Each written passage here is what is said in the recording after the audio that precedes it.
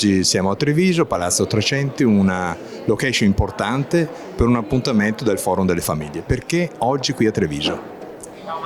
Con l'appuntamento di oggi il Forum delle Associazioni Familiari vuole tendere una mano agli amministratori locali per una politica che possa essere al servizio delle famiglie.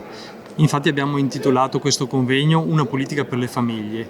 Riteniamo quindi che sia importante mettere al centro la famiglia perché è il metodo per valorizzare tutti i componenti della famiglia e soprattutto risolvere delle problematiche importanti che viviamo tutti i giorni, che vivono gli amministratori e quindi di conseguenza anche tutta la comunità.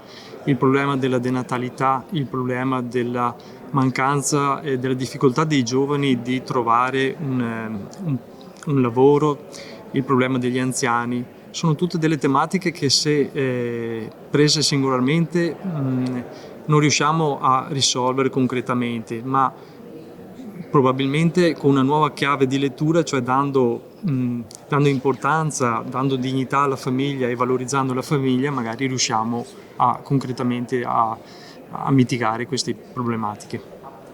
Perché oggi più di ieri è importante il ruolo della famiglia? Sì, la famiglia in questa società individualistica ha la necessità di essere rivalorizzata e tutti i componenti della famiglia devono essere messi al centro e sviluppare una politica che possa essere veramente generativa.